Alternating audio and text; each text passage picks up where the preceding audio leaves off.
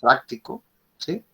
Con las profesoras, donde volvieron a trabajar algunos aspectos de esto que estuvimos viendo, más otros aspectos referidos a algo que han leído, ¿sí?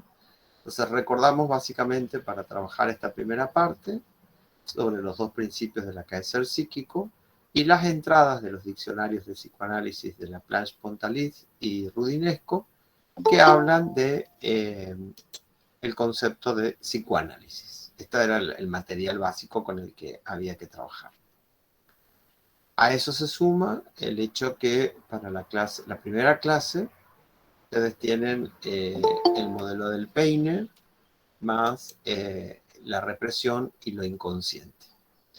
Entonces, si alguno de ustedes ya leyó, aunque sea parte del texto del inconsciente, de la represión o del modelo del Peine, podemos destinar una parte de la clase como para ir trabajando sobre ese material. Entonces, no van tan en el aire, digamos, a la clase que viene, digamos, ¿no?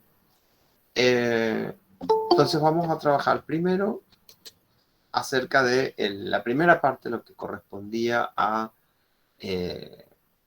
bueno, concepto de psicoanálisis, que nosotros lo trabajamos, eso sí alcanzamos a trabajar en líneas generales, alcanzamos a trabajar, y lo que nos queda es trabajar sobre un poquito más, creo, avanzar un poquito más en los dos principios del acaecer psíquico, que tal vez trabajaron también un poco más con la profesora Zulma en las comisiones de los trabajos prácticos,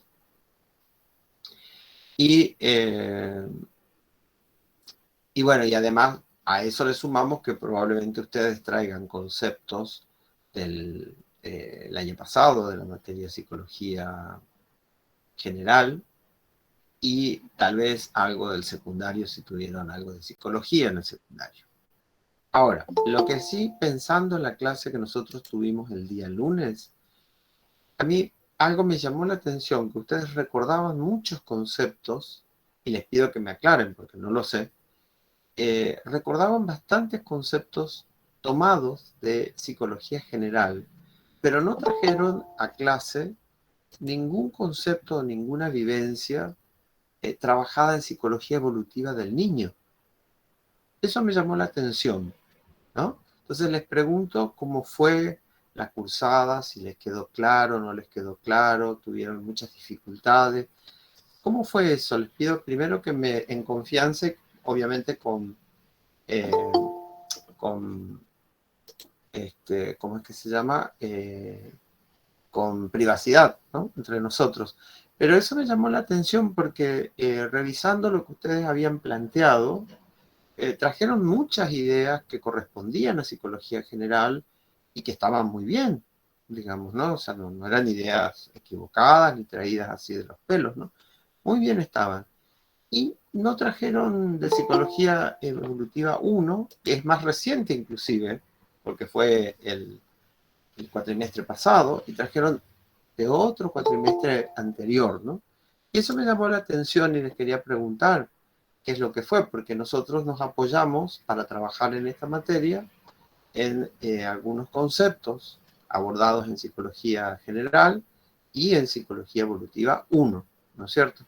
Entonces, ¿cómo fue ahí, chicos?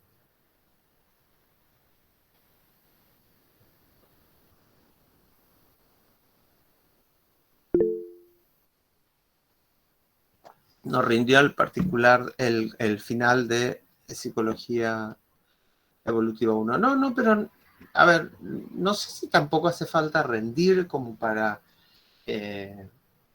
hablar de algo, ¿no? Es decir, muchas veces uno aprende algo y le queda algo sin que haya ido a un final, ¿no? Eh, por eso les pregunto, ¿cómo fue? ¿Cómo la cursaron? Porque también entiendo que esta dificultad de la cursada virtual, eh, no todos los profesores trabajan de la misma forma, ni se predisponen a trabajar en formato virtual, ni saben trabajar bien en formato virtual, porque en general la verdad es que cada uno se arregla como puede, esa es la verdad, ¿no? Por eso les pregunto, digamos, ¿no? ¿Cómo fue? Si es que a ustedes les quedaron conceptos claros, ¿cómo es la situación? Profe, Sí, buenas tardes. Yo particularmente lo encuentro más fácil de educación profunda con psicología general, porque yo creo que psicología general abarca muchas cositas que da pie para analizarlo en profunda.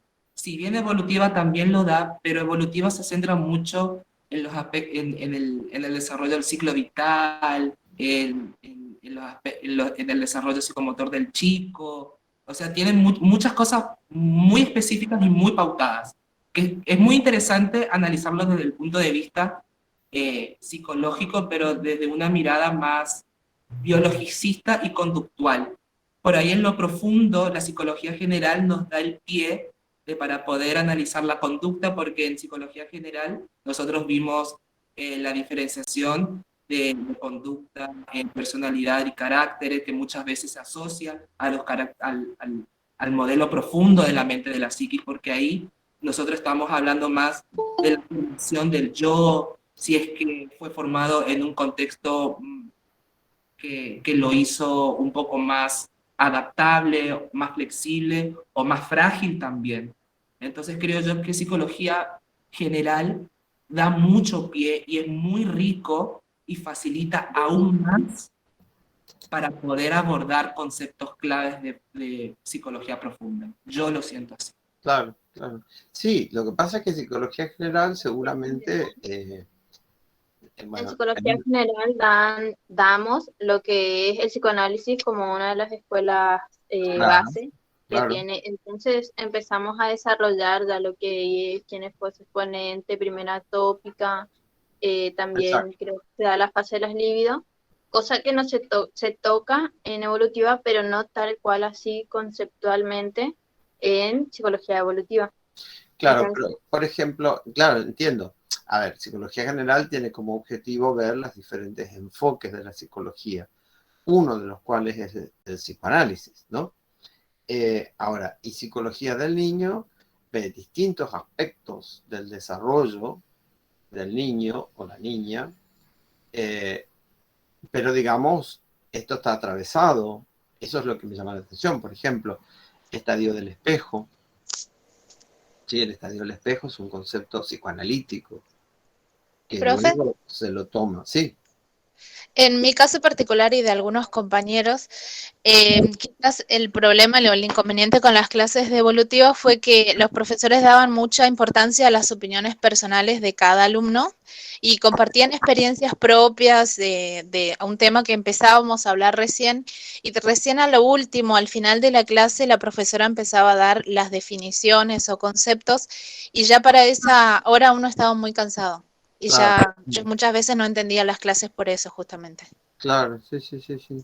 Sí, porque, digamos, son conceptos que son, primero, que son muy cercanos al psicoanálisis, y segundo, que ustedes también los tienen más frescos, ¿no? Porque los cursaron más hace poco, digamos, ¿no? Y, e inclusive una compañera, si ustedes recuerdan, que comentó que tenía un bebé, y bueno, justamente, digamos, qué mejor situación para pensar cómo se constituye el aparato psíquico que tener esa experiencia de interacción con un bebé, ¿no? Es decir, donde ahí vemos nosotros en vivo y en directo cómo es que se va conformando un aparato psíquico, ¿no? Entonces, es por eso.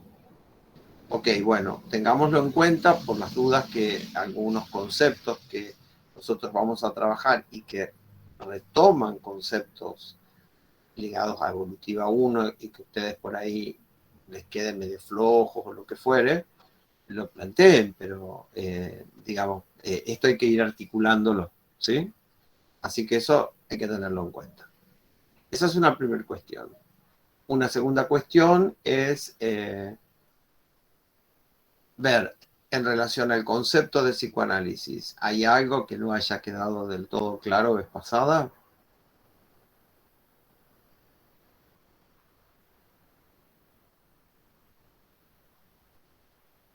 No. Bueno, en cuanto al con a la temática de los dos principios del acaecer psíquico. Ustedes lo trabajaron en clase con la profesora Zulma y leyeron, ¿sí? ¿Les quedó claro? ¿Les quedó algo en duda para empezar desde ahí? Profe, yo tengo una pregunta ¿Sí? acerca de, en el texto, cuando habla del eje del tercer momento sería, o el punto 3. Ani, discúlpame, ¿vos estás con el texto de Freud? Sí, profe. Ok, hagamos lo siguiente. Ubícanos en, por lo menos, cómo comienza el párrafo, por si alguno tiene el texto. Se lo estoy por la parte que no entendí, si me Por eso, permite. pero esa parte donde vos no entendiste, que ahora te pido que lo leas, así todos sabemos cuál es, ¿está al comienzo del párrafo o está en el medio del párrafo? Al comienzo. Ah, bien, o sea, comienza el párrafo con eso, ¿sí? Bueno, Sí. entonces vamos a hacer lo siguiente, vamos a escuchar el párrafo que ella está con dudas y todos vayan tratando, los que tengan el texto, traten de ir al texto y ubicarlo, así sabemos y no nos perdemos, ¿sí? Todos sabemos de qué estamos hablando. ¿Eh? Bueno, te escuchamos, Ani. Bueno, dice, el relevo del principio de placer por el principio de realidad, con las consecuencias psíquicas que de él siguen y que en estas exposiciones esquemáticas hemos condensado en un único párrafo. En verdad, no se cumplen de una sola vez ni simultáneamente todo en línea. Y acá A ver, empieza mi pregunta. sí, a ver, espera, vamos, espera, vamos ahí en principio. Ahí lo que está planteando es una marca del desarrollo. Esa marca del desarrollo consiste en la sustitución del principio de displacer-placer por el principio de realidad. ¿Sí? Esa es la marca del desarrollo. ¿Está? Es decir, cuanto más vamos hacia atrás en el desarrollo, más nos encontramos con un ser que está dominado por el principio de displacer-placer. Y se supone que cuanto más avanza en el desarrollo, nos vamos a encontrar con que ese mismo ser va progresivamente reemplazando, sin que desaparezca, reemplazando el principio de displacer-placer por el principio de realidad. Hasta ahí vamos. ¿Sí? Y queda ese principio de displacer-placer arrinconado en el inconsciente. Volvemos a plantear la idea que probablemente ustedes se hayan trabajado, pero de que el inconsciente es efecto de la represión. ¿Sí? El inconsciente no es algo que existe en los orígenes, sino que es efecto de la represión. Se produce la represión y a partir de la instalación de la represión se genera un espacio separado de la conciencia que se conoce con el nombre de inconsciente. A ese espacio separado de la conciencia queda relegado el principio de displacer-placer, que antes ocupaba todo el aparato psíquico incipiente de un bebé y que progresivamente empieza a ser relegado. Segunda cuestión, ese trabajo de instalación no se produce de una sola vez, sino que se va produciendo por sucesivas oleadas. ¿Sí? Cada vez que ustedes hablan de etapa oral, etapa anal, etapa fálica, con sus subetapas, etapa oral de succión, oral canibalística, ¿sí? Anal retentiva, anal expulsiva, la fálica, etapa fálica prefalo, la etapa fálica postfalo. Cada una de esas, esa mudanza de una a la otra y de una subetapa a la otra, se produce por represiones sucesivas. ¿Sí? Es decir, el pasaje de la etapa oral de succión, de la subetapa oral de succión a la subetapa oral canibalística, solamente se logra gracias a una represión. ¿Esa represión qué hace? Desalojar de la conciencia la oral, la modalidad oral sádica y permitir que se instale la oral canibalística. Luego, el desarrollo progresivo hará que aparezca la anal retentiva, expulsiva, retentiva, ¿no? Bien, cuando aparece una de esas, desplaza la otra por obra de la represión. En cada uno de estos movimientos de desplazamiento de una subetapa a otra o de una etapa a otra, hay un acto de represión, que es lo que permite que se pueda desalojar y mandar al inconsciente. En cada uno de esos momentos hay una, hay una acción de reemplazar el principio de displacer-placer por el principio de realidad. Nunca se produce de una sola vez, sino son sucesivas capas que se van produciendo hasta llegar a lo que se conoce como el periodo de latencia, donde se espera que para el periodo de latencia, en líneas generales, ya haya más predominio del principio de displacer-placer, de realidad, perdón, que del principio de displacer-placer. Y obviamente, cuando esté terminando la latencia, ya tiene que estar instaladísimo, ¿sí? Bien abulonado, porque si no, ¿qué tendremos? ¿Con qué nos encontraremos? Una personalidad, ¿cómo se suele llamar eso? Cuando ese proceso no se produce. Infantil, una personalidad infantil. Muy bien, un proceso, una personalidad inmadura, una personalidad infantil, ¿sí? Son las formas en que se denomina cotidianamente a estos procesos de desarrollo en los cuales estas sucesivas capas de instalación no se produjeron plenamente.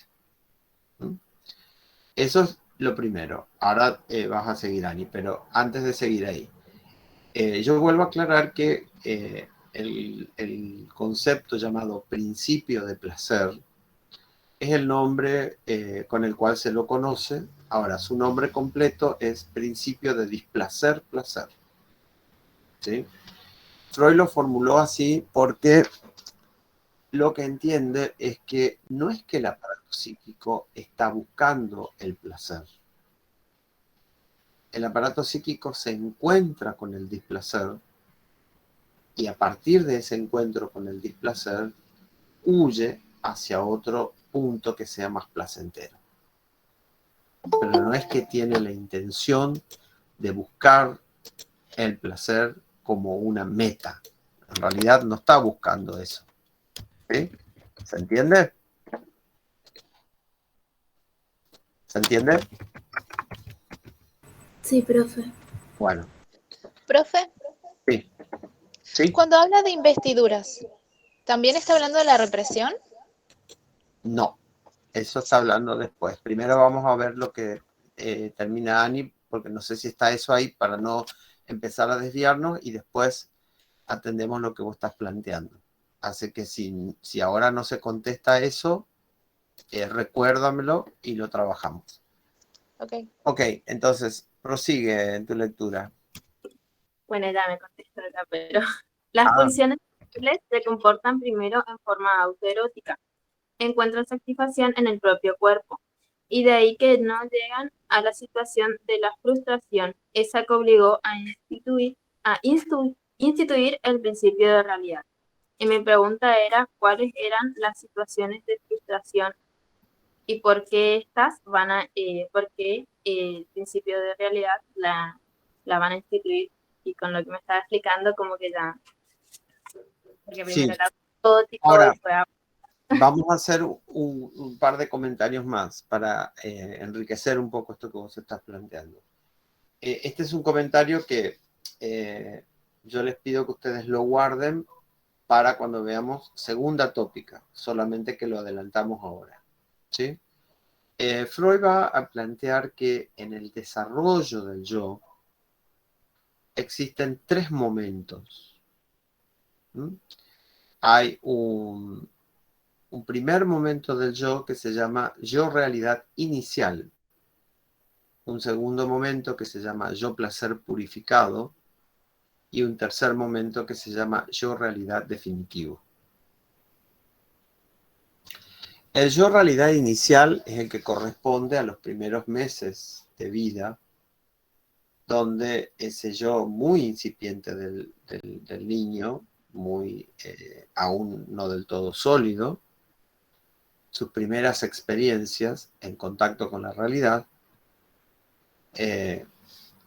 le provocan obviamente un monto de displacer muy grande. Esto quiere decir que la imagen, digamos, que a veces tenemos de los bebés, es una imagen idealizada, ¿no? Es decir, metidos en la piel de un bebé que están haciendo, no sucede nada de lo que a veces nos imaginamos. Suceden situaciones realmente monstruosas, ¿no? Es decir, primero que sale al mundo cayéndose, es empujado.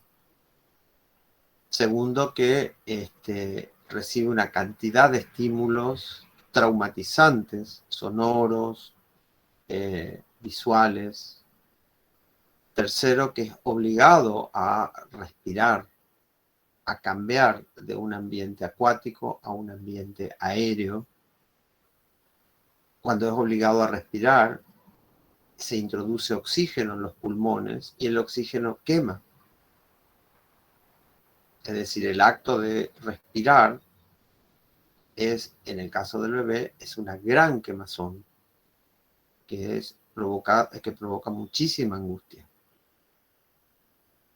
Entonces, que es necesaria, por otra parte, al ingresar esa corriente de oxígeno, es necesario que queme para que seque los restos húmedos que tiene en el conducto respiratorio, ¿no? Producto de haber estado en una bolsa amniótica. Entonces, ese primer momento de los primeros momentos y inclusive los días alrededor del nacimiento son obviamente un impacto muy fuerte de un yo realidad inicial, ¿no? Es yo realidad que es, a ver, háganme bien algo que es muy fuerte.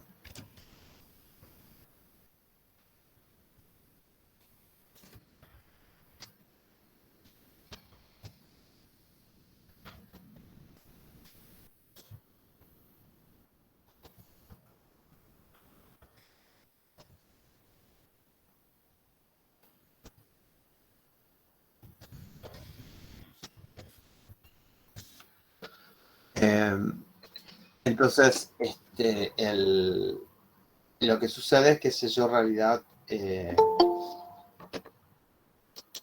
inicial provoca, obviamente, por la experiencia en sí misma, una gran angustia y una situación absolutamente displacentera que hace huir a situaciones placenteras. ¿Cuáles son las situaciones placenteras? Los cuidados que da la mamá, a través del pecho, a través de las caricias, ¿sí? A través de la contención corporal. Ahí empieza a aparecer el principio de displacer-placer. Y luego se instala el yo realidad definitivo, una vez que se produce todo este pasaje progresivo de las sucesivas oleadas, ¿sí? Que permiten la instalación progresiva del principio de realidad. Eso es lo que planteabas en tu pregunta, Ani. ¿Sí? ¿Queda claro? Bien, perfecto. Luego no recuerdo cuál era la pregunta que decían algo de libidinización. Investidura, profe. Investidura. Investidura. Investir es colocar líbido sobre los objetos. Investir es eso. Todo lo contrario de represión, que es una desinvestidura. La represión lo que hace es desinvestir, quitarle líbido a los objetos. Es lo contrario, ¿eh? Ojo. Investir es colocar, desinvestir es retirar. Colocar líbido o retirar líbido de los objetos. Bien. ¿Qué otros componentes con respecto a estos dos principios del acaecer psíquico ustedes necesitan consultar? Profe, Sí. yo hice como una síntesis de todo lo que dice el acaecer psíquico, pero yo no sé si está bien, o sea, hay diferentes maneras de entenderlo y quería saber si le puedo leer. ¿Sí? Ok.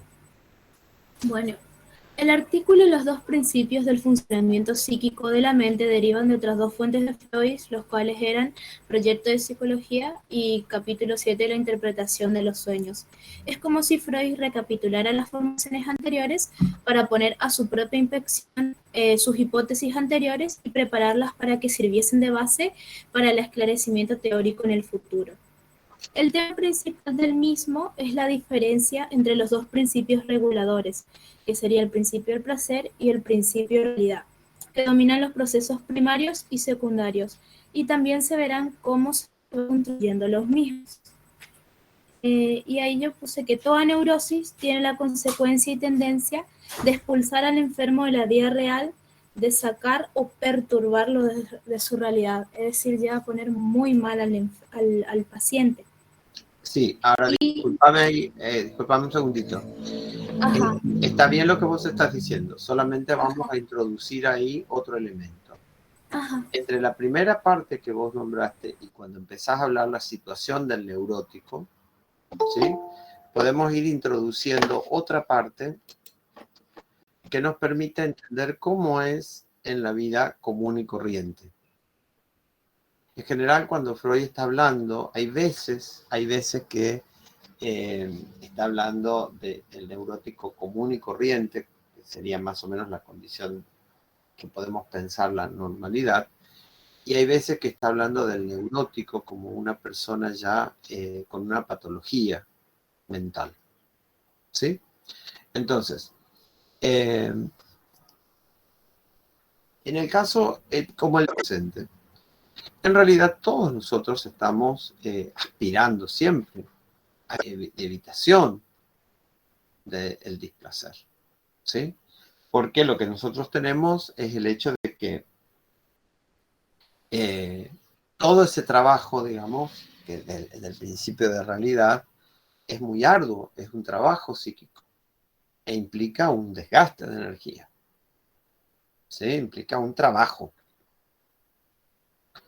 Entonces, cuando él se está refiriendo, ahí tenemos que discriminar, cuando se está refiriendo a la posición neurótica común y corriente de los sujetos y cuando se está refiriendo a la posición del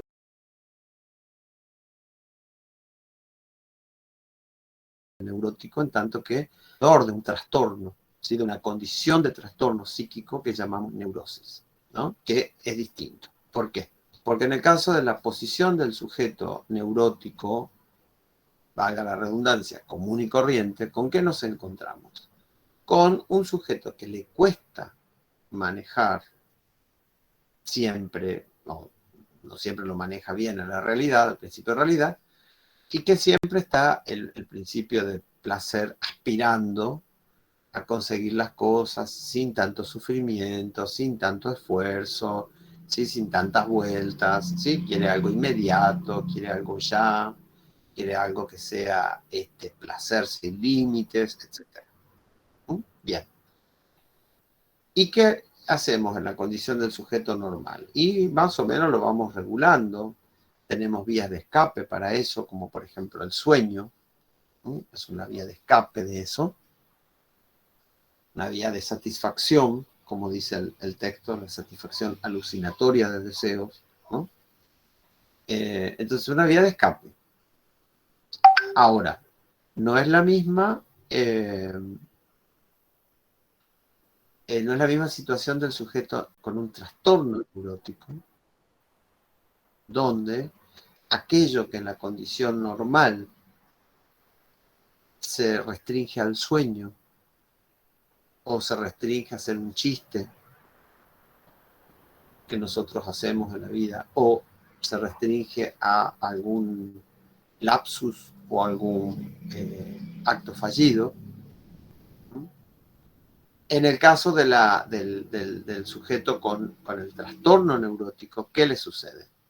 Le sucede que eso que en el sujeto normal es en algún momento del día, en algunas ocasiones, se le instala todos los días. Vamos a un ejemplo. Una persona va a visitar a un amigo,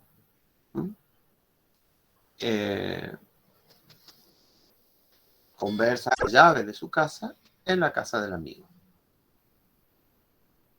Acto fallido. Ese acto fallido uno lo puede pensar desde la lectura psicoanalítica como, bueno, esta persona no quiere entrar a su casa. No quiere entrar a su casa porque tendrá problemas, etcétera, etcétera. ¿Sí?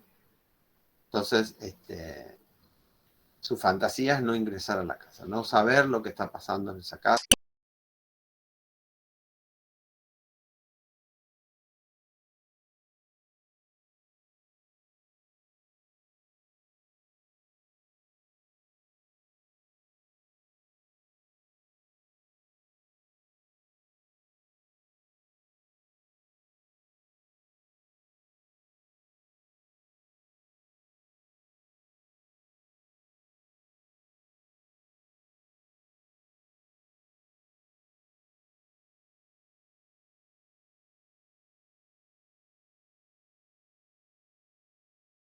Con un acto fallido. Vamos a otro ejemplo. Una persona sale, se va al gimnasio y vuelve. De su casa al gimnasio, del gimnasio a la casa. Cuando está en el gimnasio, descubre que entre sus cosas trajo algo que no le sirve para nada con el gimnasio. ¿Sí? Se llevó algo de más. ¿Sí? Como si fuera, qué sé yo, a otro lugar. Vamos a suponer, llevó la carpeta de la materia psicología profunda y no la iba a leer, ni tampoco porque se iba al gimnasio, ni tampoco se iba a ir a encontrar con la compañera o el compañero con quien hace grupo. Pero ese acto fallido indica algo. Indica algo. Pero eso, por suerte, no sucede todos los días, sino de vez en cuando. Esas locuras que nosotros tenemos. ¿Sí? Si neurosis se refería a una patología. Ajá. Bien, bueno, creo que estamos contestando. Si no, pregúntalo. Entonces, esas locuras cotidianas, de hecho Freud a eso le llama psicopatología de la vida cotidiana, ¿sí? Es decir, no es la psicopatología del trastorno, lo cual, ojo, él lo que está diciendo es, ojo, que las locuras no son solamente las de los locos. Todas las personas hacen en mayor o menor medida locuras, cosas locas. Y tienen la posibilidad de que esa pequeña locura se convierta en una gran locura.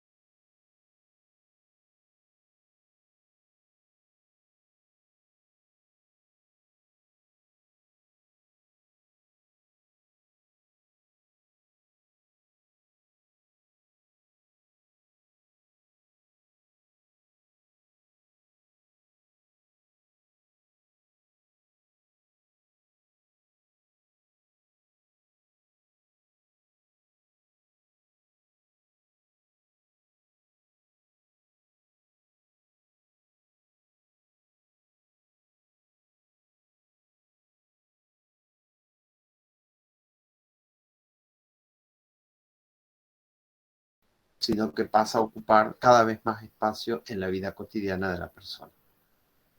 Es de eso de lo que nosotros estamos hablando cuando hablamos de esto que señalaba Ani con su artículo, el recorte que ella hizo y los otros elementos que se plantearon. ¿Mm? Bien, ¿qué otra parte del texto les quedó sin comprender? Profe, yo no entendí mucho. Yo tengo acá al frente el texto, pero le voy a decir, hablando sobre el origen de los sueños, ¿no? Habla ¿Vos sobre... perdón, estás ubicado en el texto los dos principios de la cabeza del psíquico? Sí, acá le puedo leer lo que, partecitas de lo que no entiendo. Sí, pero ¿cómo comienza el párrafo? Así se pueden Así ubicar. llamamos regresión, así empieza. ¿Cómo? Así llamamos regresión al hecho, así empieza el texto, Sí. el párrafo. Así llamamos regresión al hecho de que en el sueño la representación vuelva a mudarse en la imagen sensorial de la alcaldía.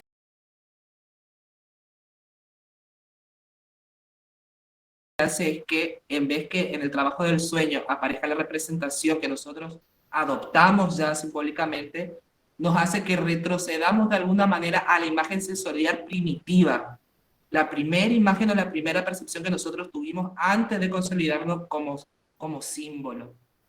Pero acá entra mi A ver, duda. espera, antes de entrar a lo que tú planteas como duda. A ver, si todos entendemos lo mismo.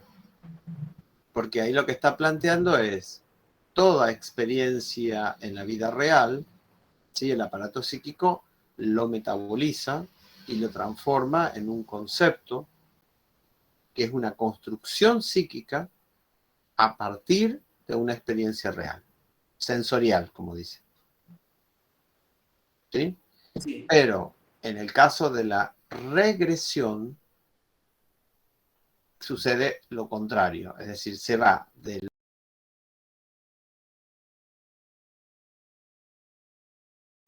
a la sensorialidad. ¿Qué quiere decir esto? Todos nosotros tenemos múltiples experiencias y tenemos a partir de esas experiencias construcciones psíquicas. Pero en el caso de la salud, nosotros no confundimos una y la otra. ¿Nosotros qué hacemos? Entendemos que a partir de una representación sensorial, de una experiencia, sensorial, construimos una representación psíquica. Se construye algo que no es lo original. Primero. Segundo, no se nos confunde. Una cosa es lo que pasó y otra cosa es lo que interpreté. Y lo que yo interpreto, tercer lugar, puede estar totalmente equivocado. O sea, me puedo hacer una gran equivocación. En el caso de las personas que están en un camino hacia cierta normalidad, no sucede eso.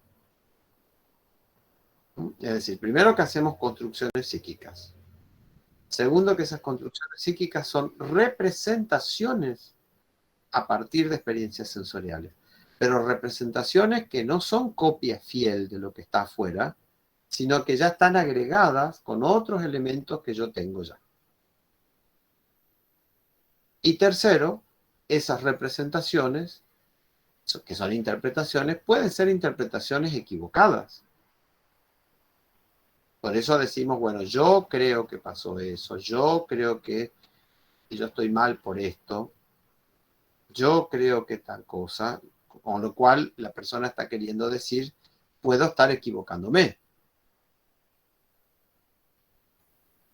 En la regresión se abandona toda esa situación de equivocación posible, de interpretación fallida y de construcción representativa en la cual se agregan elementos personales, se abandona todo eso y queda la representación mental asociada a la sensorialidad, es decir, a eso como si fuera la verdad. Eso es lo que... Profe, eso pasaría como en el capítulo 4 que nos dio a leer, que cuenta un breve caso de un padre que había fallecido el hijo y que lo velan en la sala continua, que era una habitación, y el padre sueña que el hijo le dice en ese sueño que se está, padre, me estoy abrazando, algo así, como para no profundizar mucho. Entonces el padre se levanta con esa sensación de angustia y de querer tenerlo al hijo también en cierta forma cerca, y lo ve y estaba quemando con la vela en la pieza continua, mientras el que estaba cuidando se había dormido, digamos. Claro, El deseo de querer tenerlo vivo al hijo hizo que en sus sueños, a través de ese deseo, lo represente de alguna forma, sacando de contexto algunas cosas, como él lo explica en ese momento. Posiblemente el me estoy abrazando, el me estoy quemando, haya sido en algún momento en el que el niño volaba de temperatura y tenía mucha fiebre. Entonces como que en el sueño se hace esa mezcla, ¿no? Por así decirlo, del deseo que uno tiene de tenerlo a esa persona cerca, con todas las experiencias que vivió, y se va formando como justamente eso es lo que estaba explicando, lo del sueño. Yo también, profe, puedo hacer una interpretación de ese mismo sueño que la compañera acaba de a aportar. ver, También, perdón, pero a ver, el tema es el siguiente. Cuando una persona sueña, cree que lo que está soñando es verdad, ¿sí? No duda. Sí, Bueno, eso es lo que exacto, está diciendo el texto, que en el sueño se produce una regresión. exacto, sí. Es Cuando, por eso también que decía cuando que Freud tomaba notas claro, de los sueños cuando las personas le contaban, porque siempre cambia o agregan algo también. sí, sí, pero además, a ver, cuando una persona está en su vida cotidiana y cuanto más sano está, ¿sí? No tiene problema en dudar de lo que interpreta.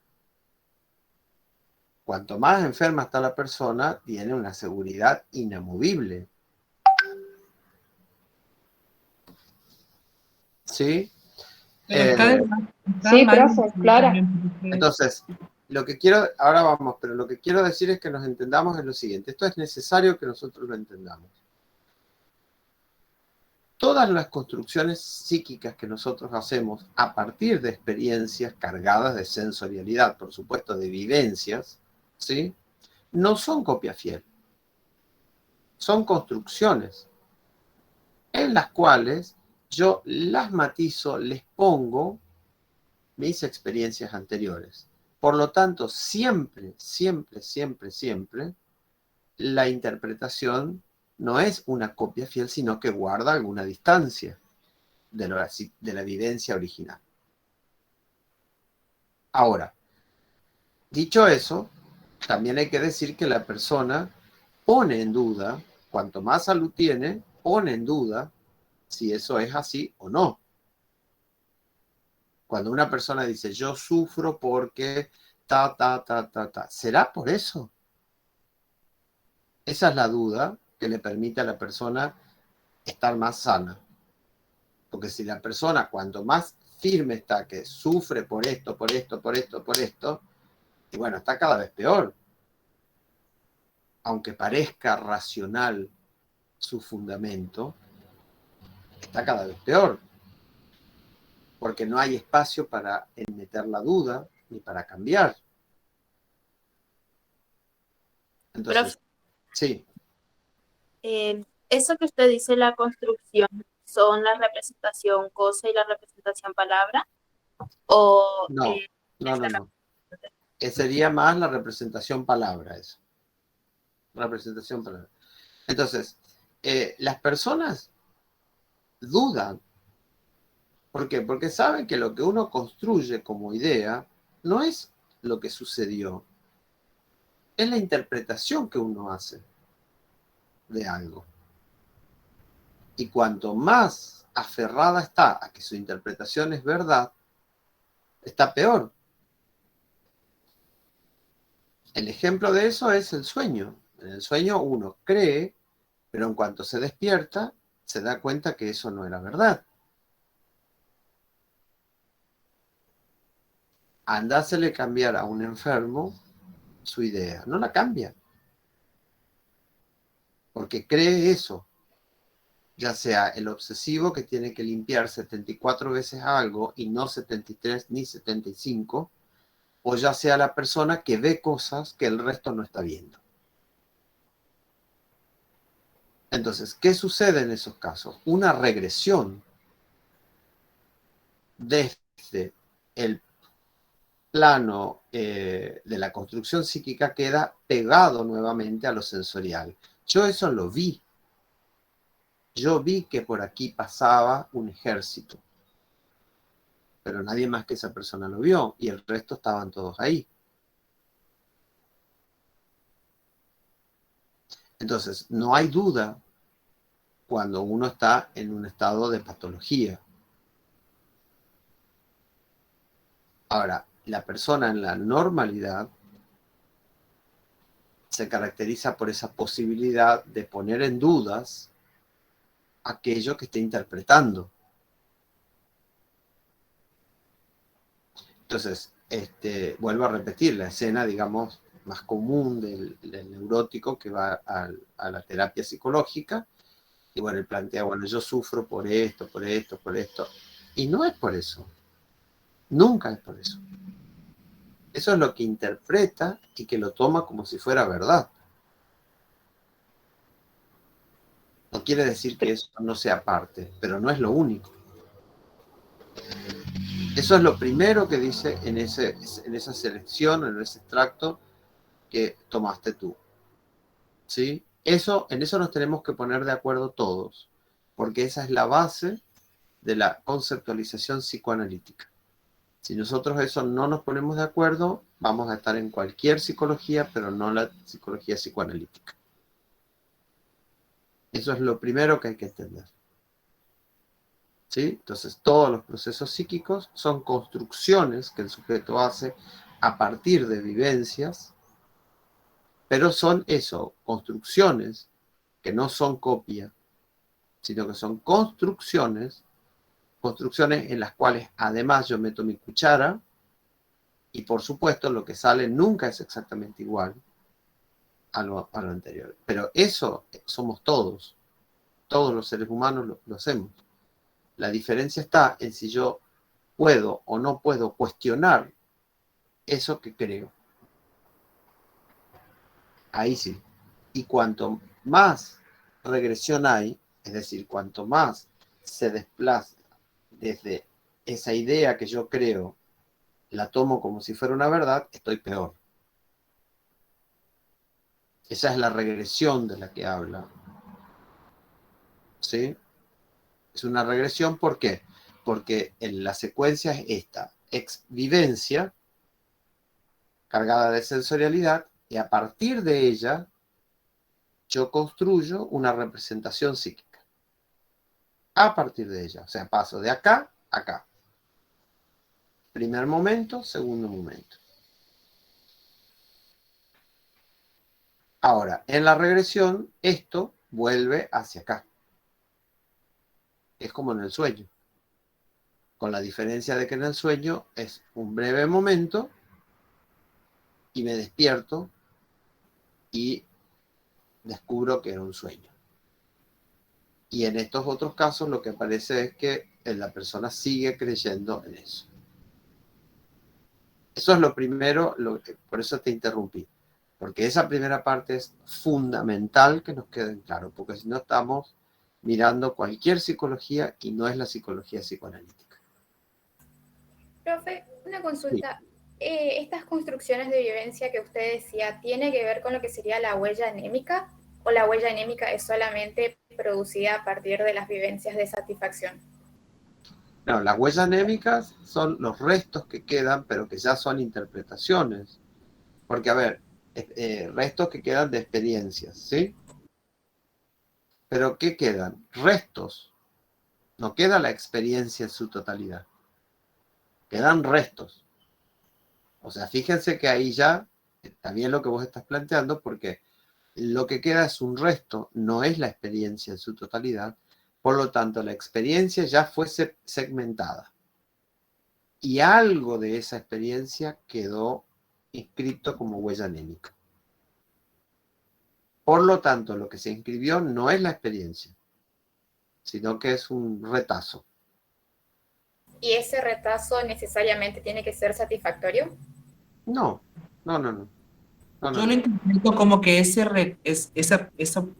eso pequeño que quedó justamente porque es algo que para nosotros, el trabajo preinconsciente, si se puede decir, tiene un significado para nosotros y se quedó impregnado ahí en el sistema preconsciente justamente que a medida de que nosotros vamos desarrollando nuestra vida diaria y experimentemos algún estímulo, sea capaz de investir de nuevo de líbido esa huella anémica Sí, que está preconsciente para sí, sí, volverlo sí. consciente y a Pero, a diseñar. ver, pero no nos desviemos del tema, porque acá lo que estamos yendo es para otro lado. Nosotros estamos yendo en que, ¿qué pasa con ese retazo, ¿sí? Ese recorte que yo inscribí?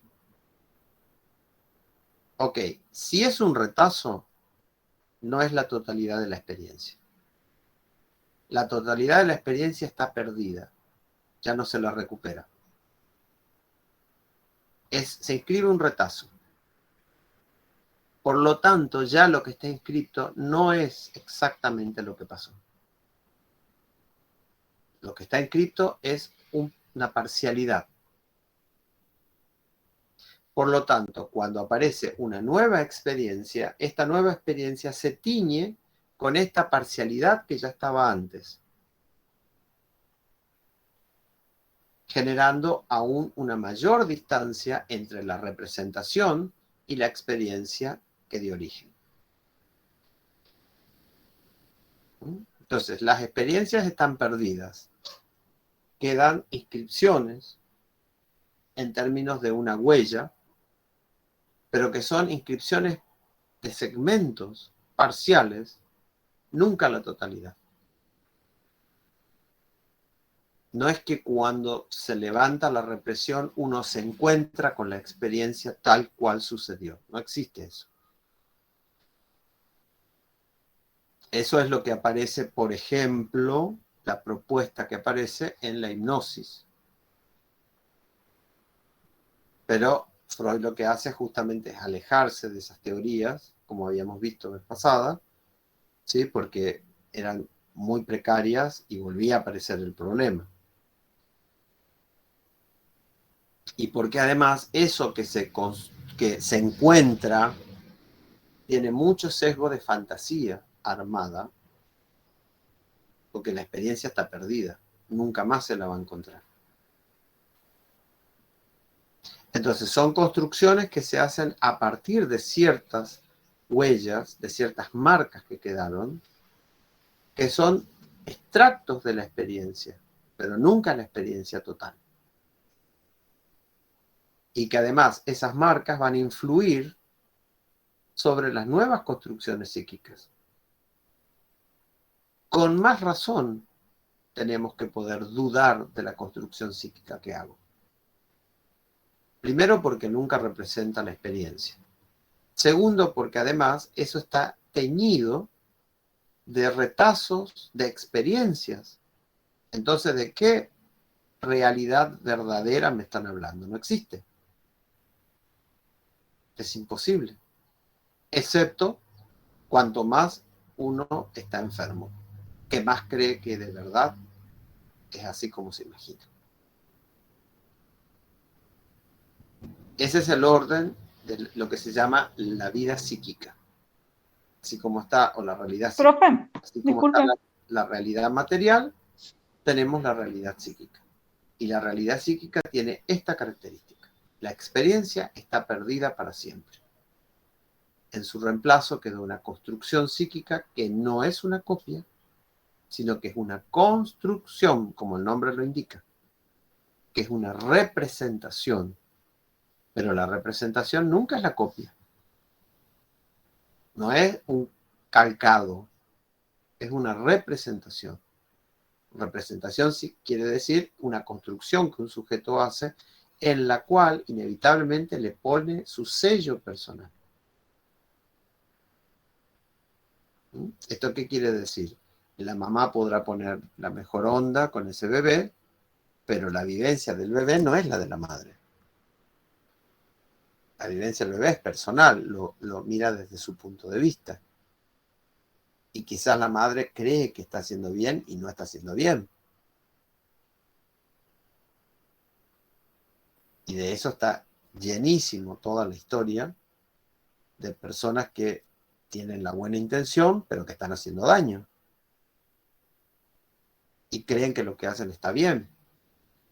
Y desde el otro lado le dicen, no, no está bien. Yo sufría. ¿Cómo no te diste cuenta?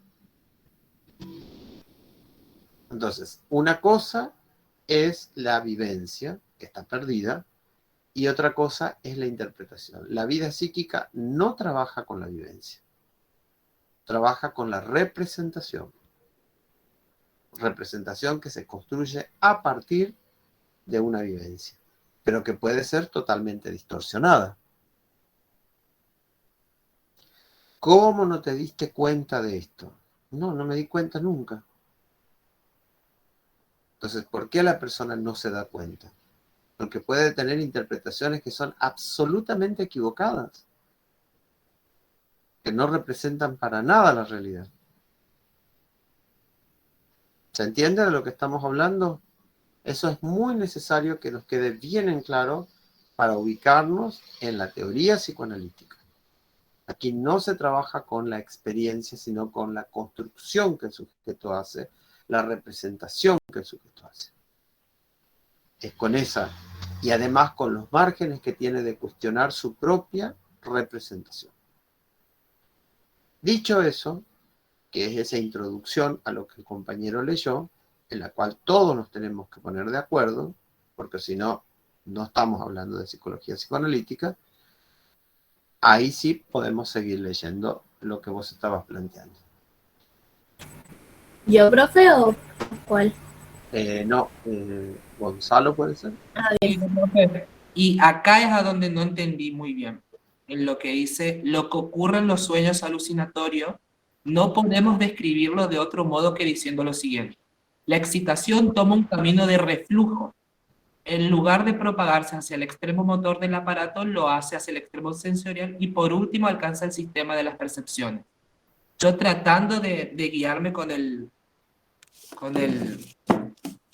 gráfico, me perdí, con el modelo del peine sería, me perdí. Porque no me supe ubicar para hacer para atrás. O sea, el circuito que hace, ¿no?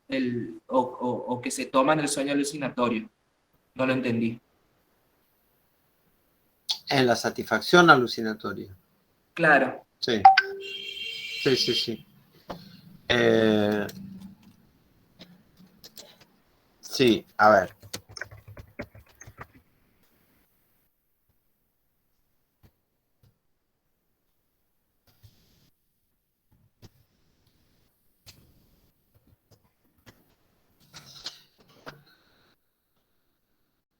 Claro, en el...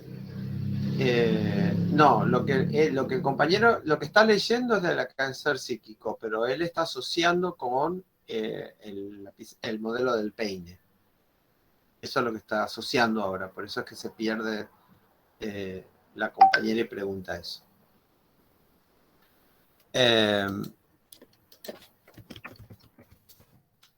A ver, lo que está planteando es que cuando ingresa al aparato psíquico, cualquier estímulo que ingrese, entra por un extremo que se llama el polo sensitivo. ¿Sí? Es decir, algo lo excita, sensorialmente lo excita, a través de la vista, del olfato, del oído, ¿no? De los 5 sentidos, algún elemento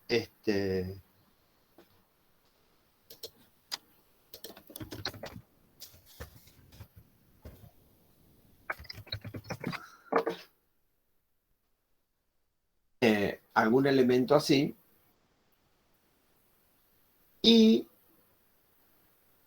tiene un camino que va hacia el polo motor para su descarga. ¿Por qué? Porque ingresó porque era una excitación. Ahora, la excitación, ¿cómo se la vivencia? ¿Cuál es la sensación? De displacer. Porque es algo que está ahí adentro del aparato psíquico, ¿sí? Y está molestando. ¿Sí? La excitación está asociada en este caso al displacer. Y la descarga al placer. Y para descargar tiene que ir hacia el polo motor. Es decir, del lado sensitivo tiene que desplazarse hacia el lado motor para producirse su descarga. Cuando no puede llegar al polo motor, por ejemplo, porque está durmiendo, o por ejemplo, porque tiene altos niveles de represión que impiden la descarga motora, ¿qué es lo que sucede?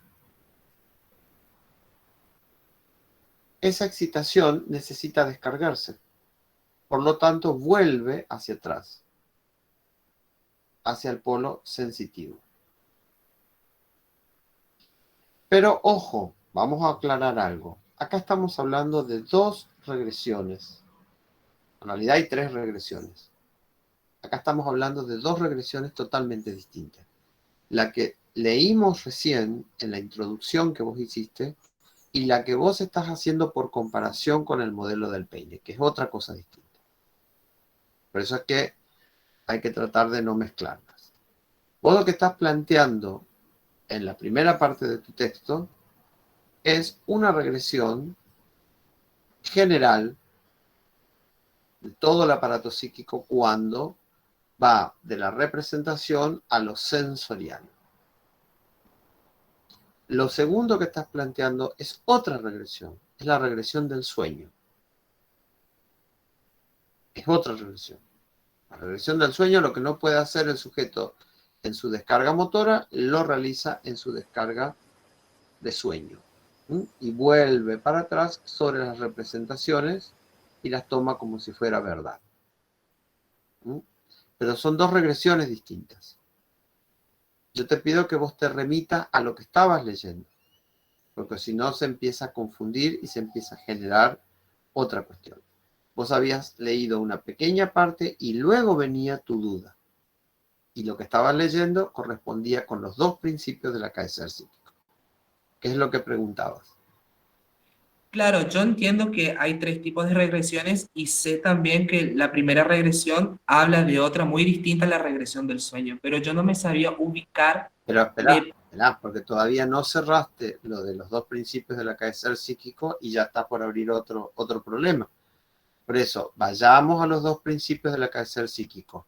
Yo te interrumpí cuando justo comenzaba tu pregunta.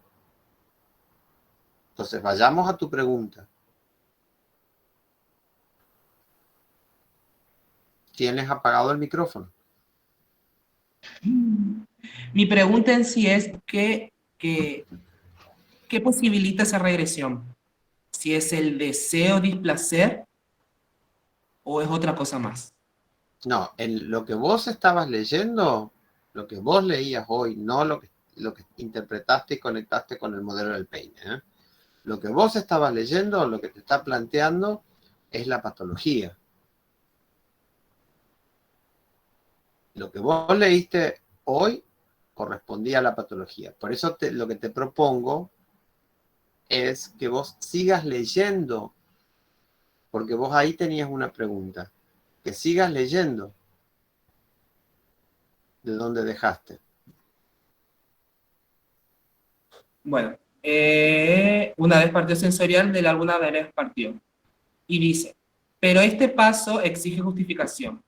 ¿Para qué poner un nombre si ellos no nos enseñan nada nuevo? Es que a mi juicio el nombre de regresión nos sirve en la medida en que anuda ese hecho por nosotros conocido el esquema del aparato anímico provisto de una dirección.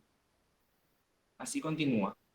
Y la dirección del aparato psíquico es justamente de lo sensorial a lo motor.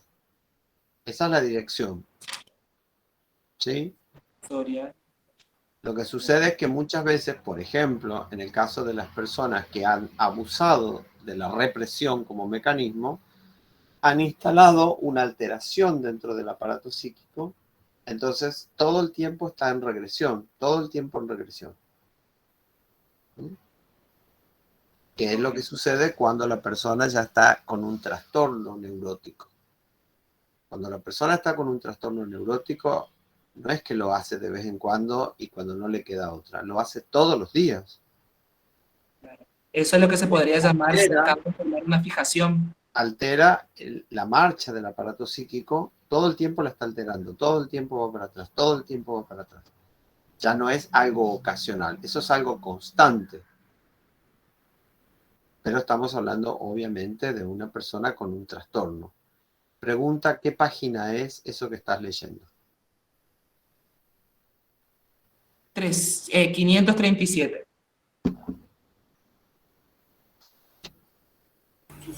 Entonces, ahí de lo que estamos hablando es de que el aparato psíquico tiene una aspiración.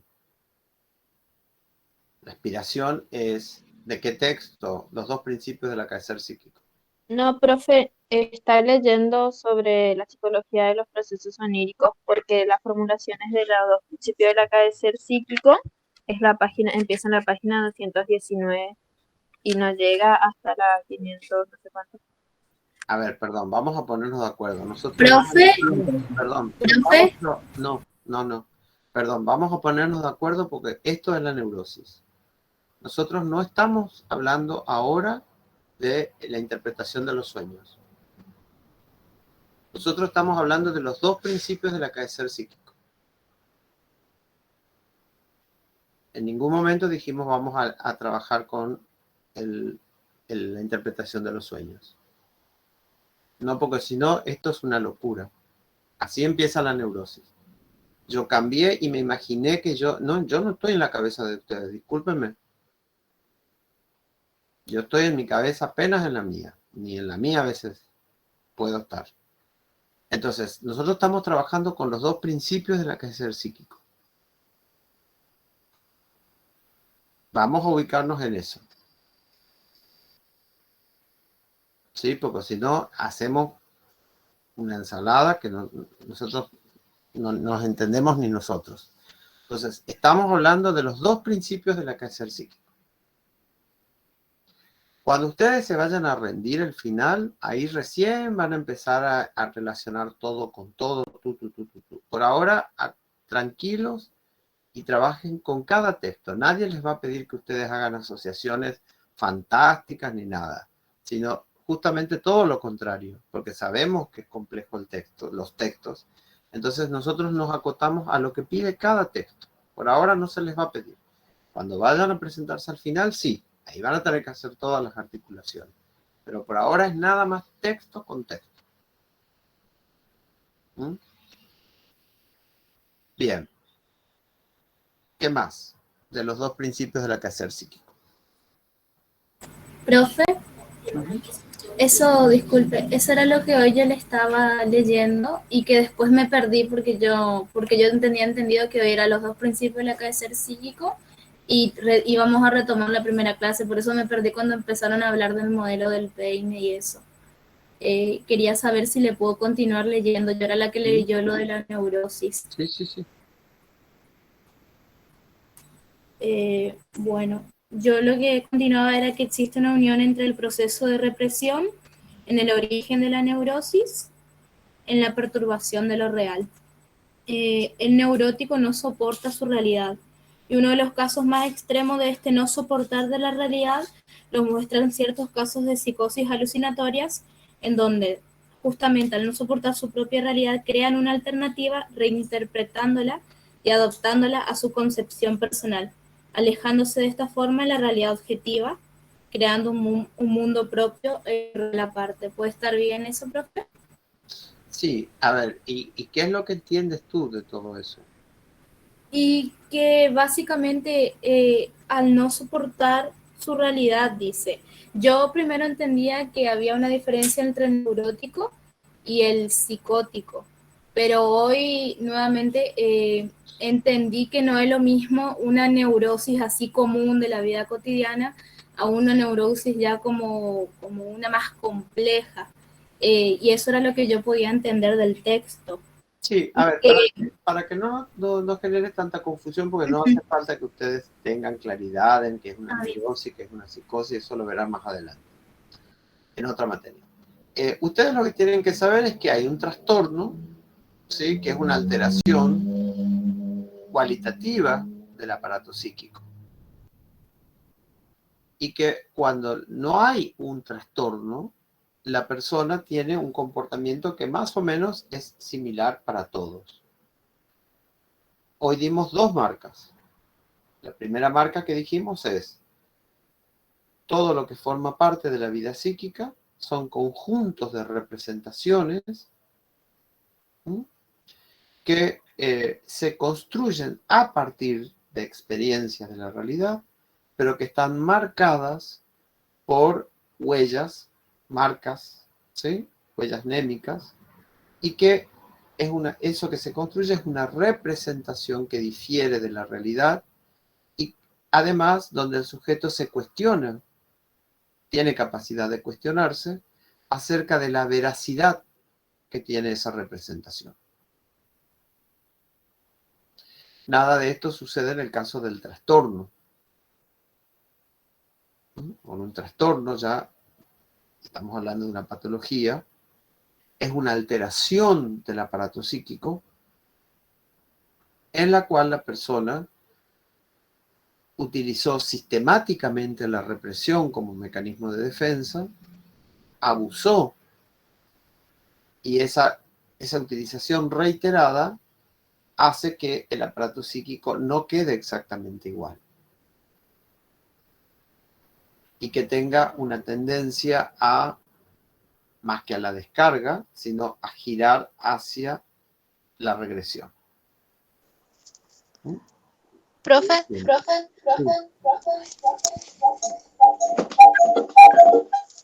¿puede dar un ejemplo de eso, por favor? ¿De qué cosa? De cuando la persona abusa de la represión. Y todos los trastornos neuróticos, la obsesión, ¿no? La obsesión o la fobia, el miedo exagerado e irracional, ¿sí? Que cada vez va creciendo cada vez más, o las obsesiones, ¿sí? O las histerias, ¿sí? Que tienen parálisis, o por ejemplo, vamos a suponer la hipocondría, que es la persona que inventa enfermedades, cualquiera de esos ejemplos. Es decir, ya se le altera por completo y no vuelve al camino normal, ya queda en otro camino, porque el aparato psíquico cambió en su dinámica, cambió por completo y ya fue hacia otro mecanismo distinto de funcionamiento. Entonces, todos esos son ejemplos de esto. Entonces, lo que queda claro es que una cosa es el funcionamiento normal del aparato psíquico y otro el funcionamiento alterado del aparato psíquico.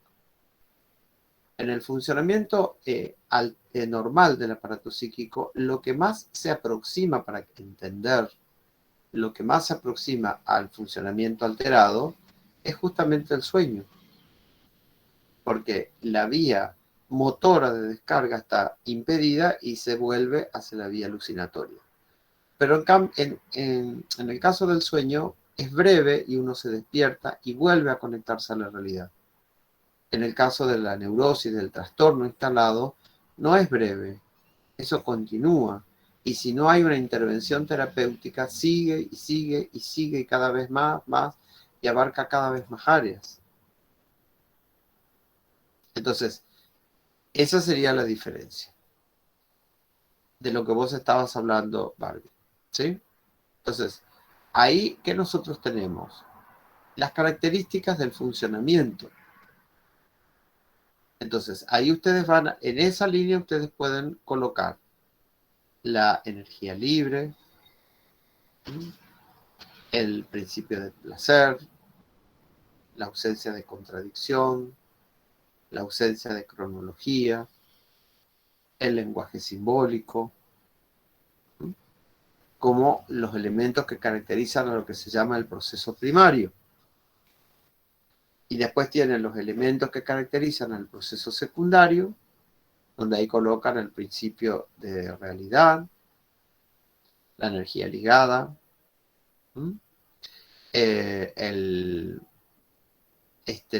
la contradicción, la temporalidad. Profe, disculpe, ¿la Sí. energía ligada es la energía que ponemos en las cosas? No, todo es energía que ponemos en cosas, solo que las ponemos de distinta manera, en forma ligada o en forma libre. La energía ligada es la energía que queda unida a distintas representaciones y a través de esas representaciones a objetos de la realidad, y que se caracteriza por ser más o menos constante en la cantidad de energía que llega. Es decir, tenés una actividad y en líneas generales vos mantenés la misma energía a esa actividad. No es que un día sí y al otro día no sé, al otro día puede ser, no. Sos confiable, ¿por qué? Porque estás colocando la misma energía todos los días a esa actividad. Ahora, si la energía es libre, un día tendrá una carga energética, al otro día tendrá otra carga energética, después podrá desaparecer. Eso es lo que caracteriza la Profe, energía libre. ¿un caso de energía libre podría ser un hobby, por ejemplo? No. ¿No? ¿Podría darme un ejemplo de cada uno, por favor, para poder comprender mejor? Y es eso que estoy diciendo. Cuando una persona todos los días coloca la misma energía en las cosas que hace, eso es energía ligada. Cuando una persona es inestable emocionalmente, un día sí, un día no, otro día no se sabe cómo es indiferente, etc. Eso es la energía libre. O sea, es decir, profe, que sería algo así como que si yo todos los días me voy a trabajar con buena predisposición, también me voy todos los días a estudiar con buena predisposición y hacer continuamente, a estar en el ámbito familiar también con la misma buena predisposición, estoy siguiendo ese patrón a energía ligada.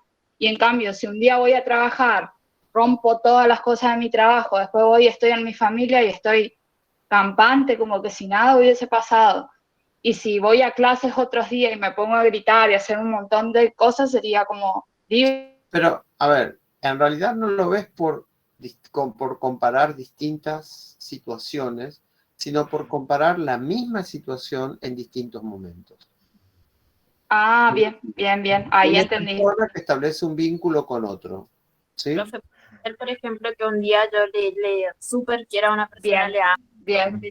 y al otro día ya no le quiero saber, no quiero ver nada, y después al rato sí le amo, le quiero, la adoro, y después al rato ya siento desprecio, y Bien. así. Vamos al ejemplo de las personas que les cuesta tener amistades. ¿Sí? Se entusiasma, después Ajá. decae el entusiasmo, Sí. o se enamora, después decae el enamoramiento, pero como un patrón repetitivo.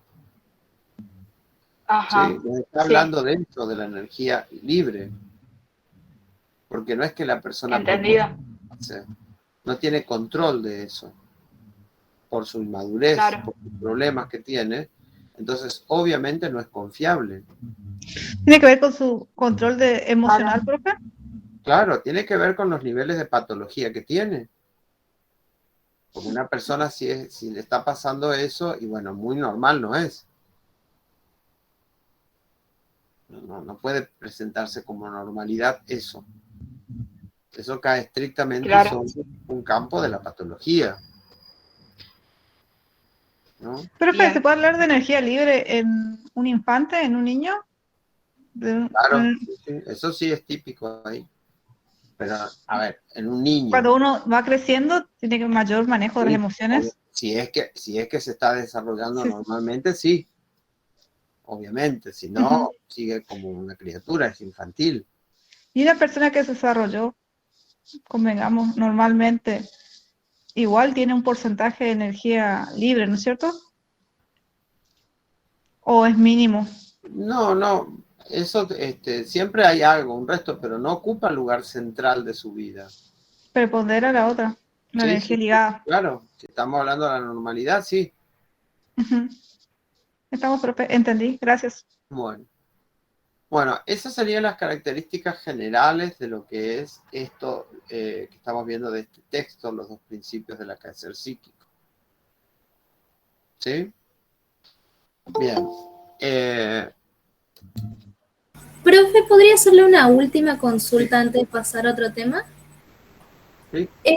¿Podría explicarme, por favor, cómo se hace este pasaje de principio de placer al principio de realidad? Porque dice, ahora le leo una parte y ahí, porque no la entiendo. Ahora solo la ausencia de la satisfacción esperada motivará el abandono de la satisfacción vía alucinatoria. Entonces, para sustituir esta satisfacción alucinatoria, el aparato psíquico debe modificarse para representar las circunstancias reales del mundo exterior, y así se introduce un nuevo principio de realidad en el funcionamiento psíquico. Entonces ya no se representa lo que es agradable, sino lo que es real, aunque no nos guste. O sea, ¿de qué manera lo toma a la vía alucinatoria? Porque yo sé que es algo que no existe, o sea, ese es el concepto que yo tengo, pero no sé si será eso. Si me puede explicar ese. Lo último que dijiste no te escuché porque justo se trabó ahí un...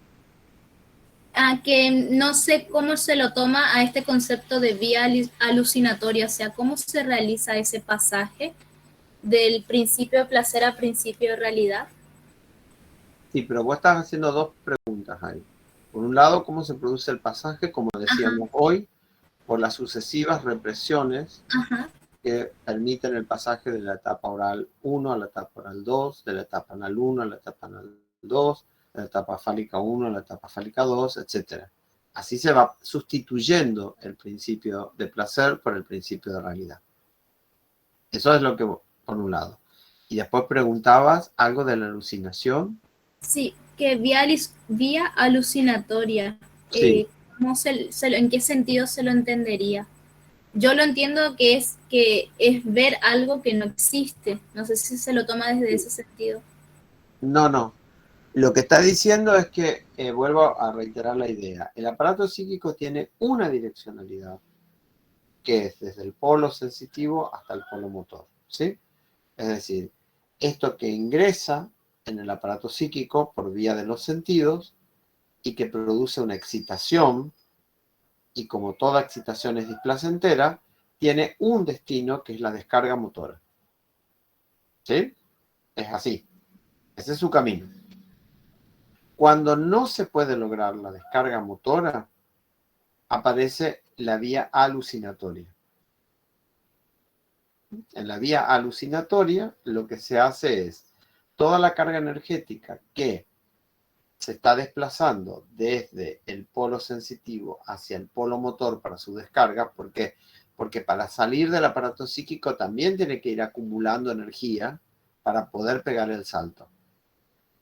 ¿Sí? Entonces va acumulando energía.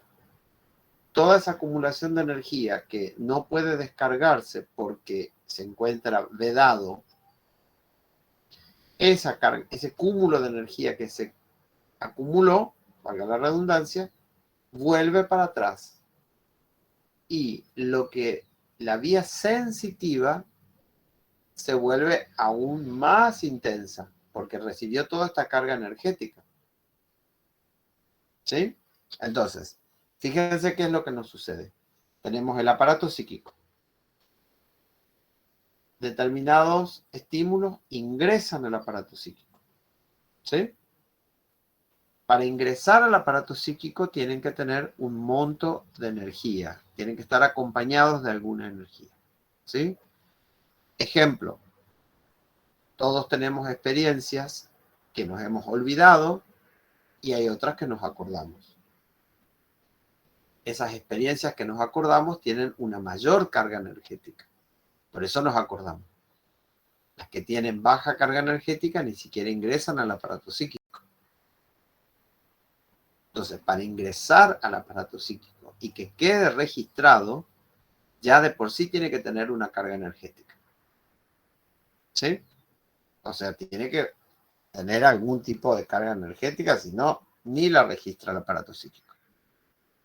Ahora, cuando ingresa al aparato psíquico esa carga energética, se convierte en un problema. ¿Por qué?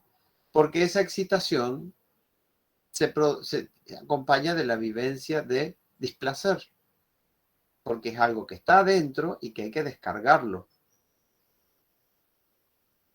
Ahora, para descargarlo tiene que ir desde un extremo al otro extremo.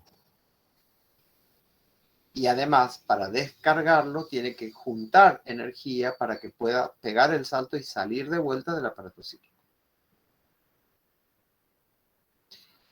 Ese es el trabajo que tiene que hacer. Cuando se encuentra con una prohibición, por ejemplo, la represión, ¿qué pasa? Llegó hasta este extremo súper cargado de energía, entonces todo ese monto de energía vuelve para atrás y sobrecarga a lo sensorial, ¿sí? Al recuerdo sensorial. El ejemplo en la vida cotidiana es el sueño. Determinadas experiencias del día quedan inscriptas, fueron fuertes y quedaron inscriptas, pero ni bien se inscriben, empiezan a generar un problema. Y necesitan ser descargadas. No se descargan en el día porque hay determinadas prohibiciones.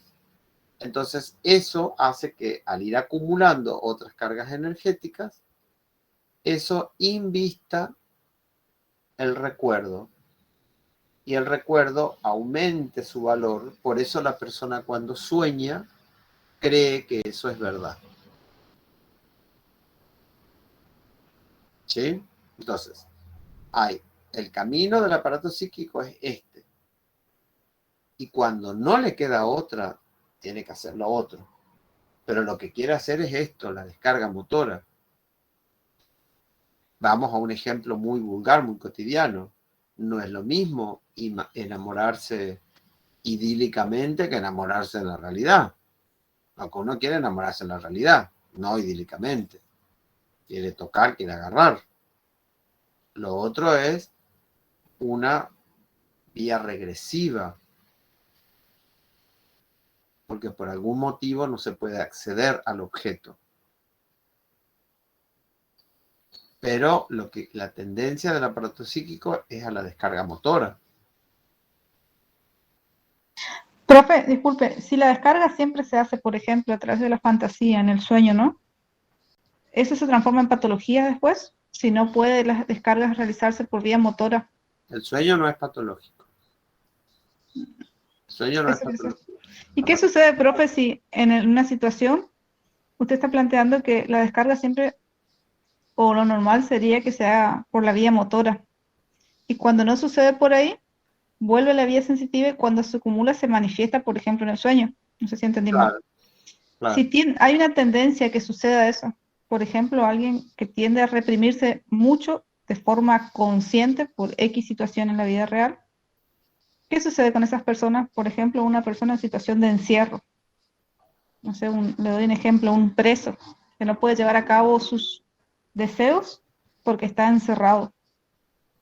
Sí, a ver, pero vamos a algo más común, o sea, en la persona con neurosis en la vida cotidiana, o sea, para llegar a una neurosis uno ya ha tenido una historia previa de represiones y represiones y represiones y represiones como único mecanismo. Entonces ya se fue habituando a eso y obviamente empieza con la descarga por vía alucinatoria. Cuando la persona, vamos a suponer, desarrolla una fobia, vamos a una neurosis obsesiva, de limpieza compulsiva, compulsiva, compulsiva. Y bueno, ahí tiene una satisfacción alucinatoria. Porque eso que está haciendo no tiene que ver con la realidad. ¿No? Es decir, todos alrededor le dicen... ¿Es como un placebo para el cerebro? No, es una descarga alucinatoria, o sea, ahí cree que está haciendo... ¿Cree satisfacer? Es satisfactorio, no es que es satisfactorio. El problema es que es a costa de la capacidad de interactuar con el mundo. Porque está obsesivamente ahí en ese ritual. Perfecto. Y cuando más satisfacción encuentra en lo que está haciendo, hay más chance que siga reprimiendo con más fuerza lo aquello que inicialmente empezó reprimiendo? Por A ver, ejemplo, alguien que hace una descarga como usted está planteando en la limpieza. A ver, vuelvo a plantear, cuando hay una patología, hay una alteración del aparato psíquico. Ya no es igual el aparato psíquico de la persona normal y de la persona enferma. No es el mismo aparato psíquico. Y cuando se instala en esa modalidad, sigue repitiendo lo mismo.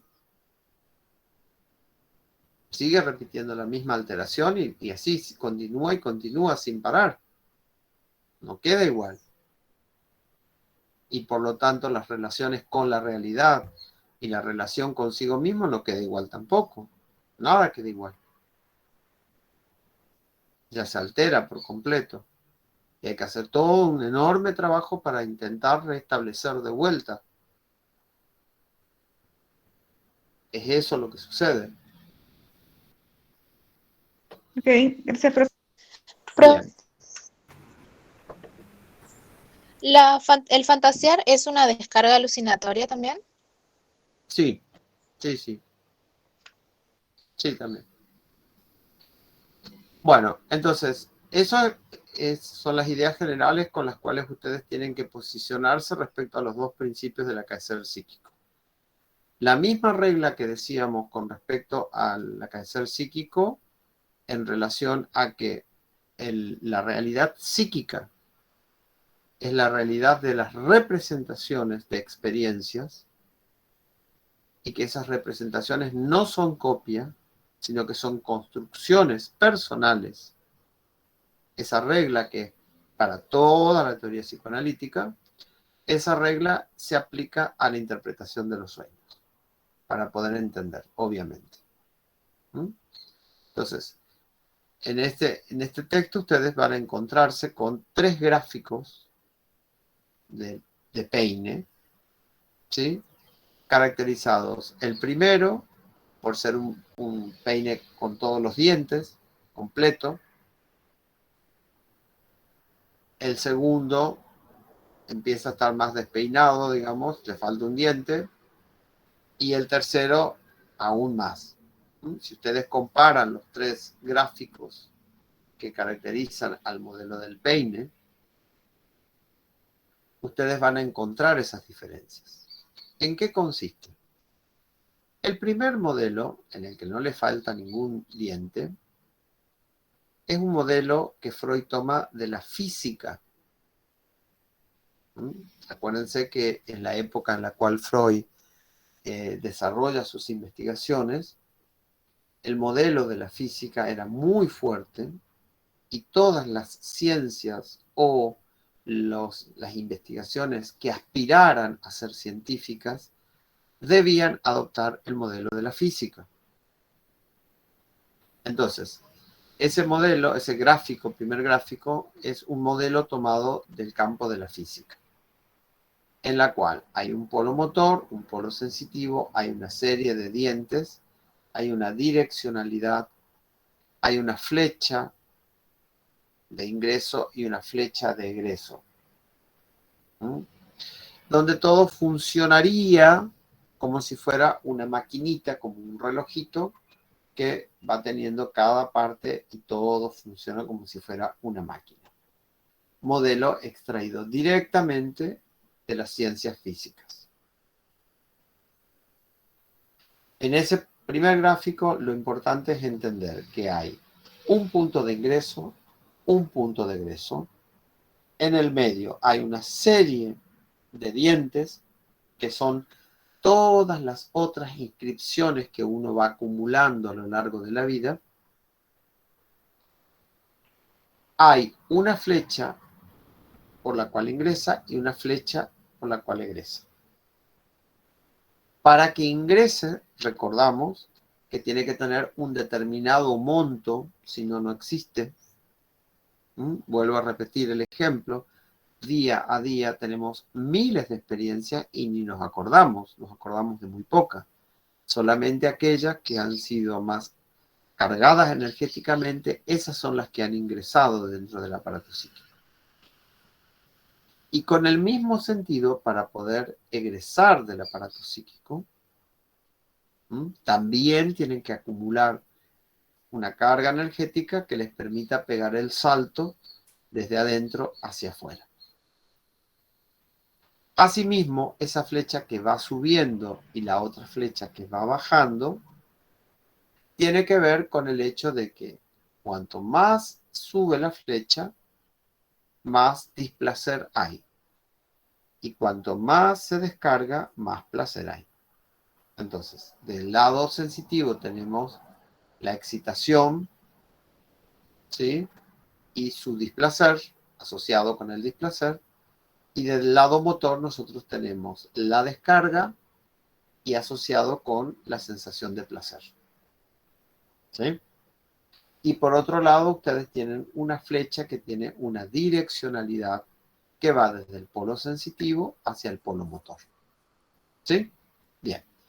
Esos son los elementos básicos del primer grafo, primer dibujo, que está copiado, obviamente, desde modelos de qué sé yo, de un lavarropa, de un televisor, de aparatos, ¿no? Bien físico, tomado bien desde la física.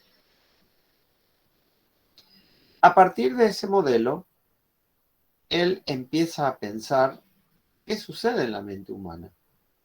No es una máquina. No funciona según esos lineamientos de las máquinas. Tiene otras características, otras particularidades. Y esas características son las que lo van llevando a empezar a quitar esos dientes. ¿Por qué? Cada vez que le quita uno de esos dientes, ¿qué es lo que nos aparece ahí? La represión. Cuando está faltando un diente en esos gráficos que ustedes tienen ahí, lo que nos aparece es que en la mente humana lo que hay es un fenómeno que no hay en la máquina, que es la represión. La persona actúa, pero le falta un pedazo por lo menos en la conciencia. Si a un aparato, como a un televisor, este cablecito no sé para qué, pero lo voy a sacar, y no funciona. No funciona.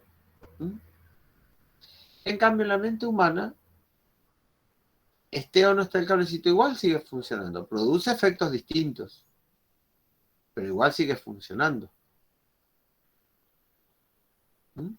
Entonces, ustedes ahí se van a encontrar con que le faltan dientes. Cada uno de esos dientes faltantes son efectos de la represión.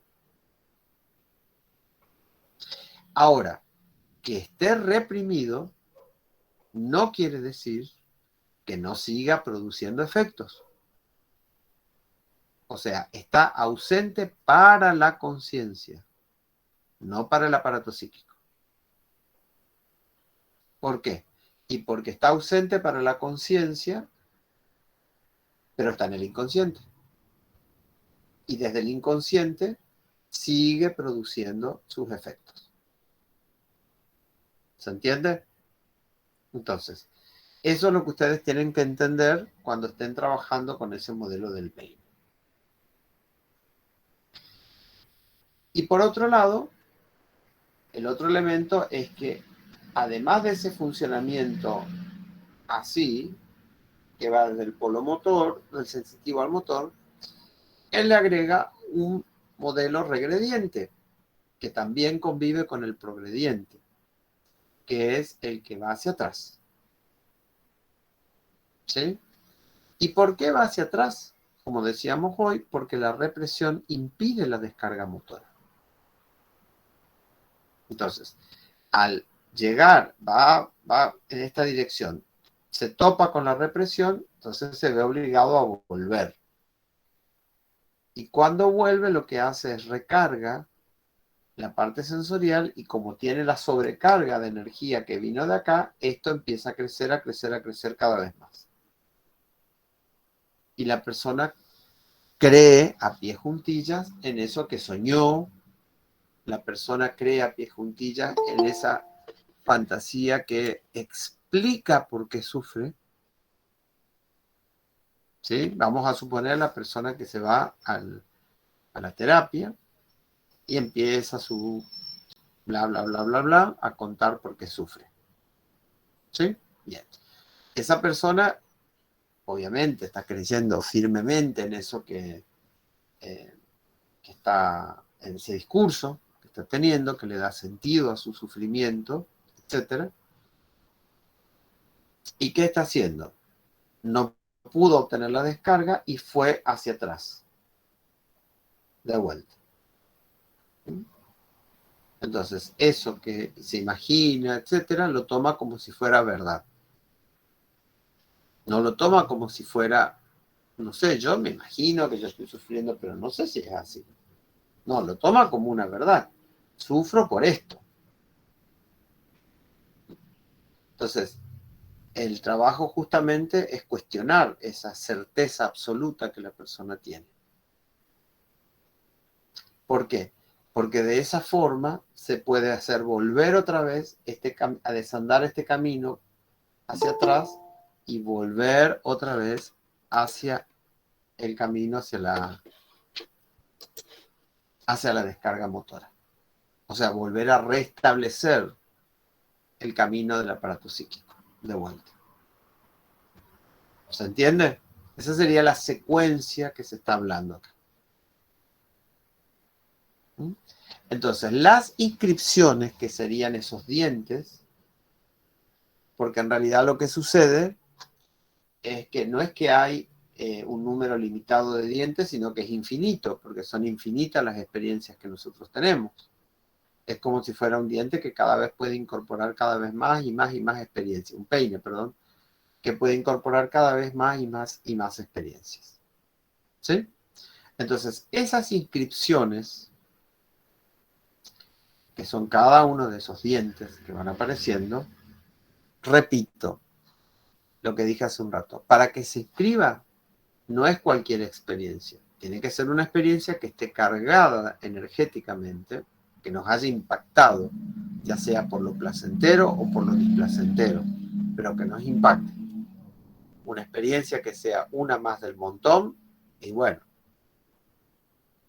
es decir, ustedes van caminando por la calle, mirando vidrieras, sí, miran, pero como no van a comprar, entonces nada que miran con tanta atención. Sí, entonces miran, después ustedes se quieren acordar que vieron y bueno, no sé muy bien. Por ahí algo les llamó la atención, que un pantalón o algo que les gustó, una blusa o algo, una remera que les gustó, bueno, ahí sí, ¡tac!, se acuerdan. Pero después el resto de las otras cosas que vieron, ni se acuerdan. Vieron zapatos, cartera, vieron, no se acuerdan, pero una cosita por algún motivo les llamó la atención y eso es lo que quedó escrito. ¿Está? Entonces, la inscripción tiene que tener ese requisito. Es decir, tiene que tener una determinada carga para que pase el umbral. Si no, no se inscribe. Vuelvo a repetir. Día a día tenemos miles de experiencias de las cuales no nos acordamos, pasan de largo. No ingresaron al aparato psíquico. Lo que ingresa es aquello que está cargado energéticamente. Y se coloca como un diente. Ahora, en cualquier parte, no. No se coloca en cualquier parte. ¿Se coloca en un orden cronológico? No, porque estamos hablando de ausencia de temporalidad. Estamos hablando de ausencia de contradicción. Entonces, Profe, ¿ausencia de contradicción o presencia de contradicción? Ausencia de contradicción. Entonces, si estamos hablando de ausencia de temporalidad, yo no inscribo, por ejemplo, esta experiencia actual acá y una experiencia pasada, perdón, pero esta gente viene...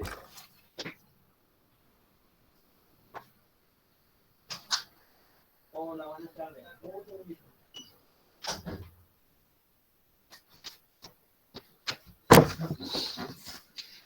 No estoy hablando de una inscripción que se hace lo pasado en un lugar y lo presente en otro lugar. No, estamos hablando de que se pueden poner juntos. Entonces, las inscripciones no siguen el patrón de pasado, presente. No, no. Siguen otro lineamiento. ¿Cuál es ese lineamiento? Lo que tenga que ver por la asociación. Algo que es parecido a un hecho del pasado se escriben juntas. No importa que esto sea del presente y esto sea del pasado. Si son más o menos parecidas, se van a inscribir juntas. ¿Sí? Esa es una forma de inscripción. Otra forma de inscripción, por ejemplo, la ausencia de contradicción hace que algo quede pegado, algo bueno y algo malo que puedan quedar pegados.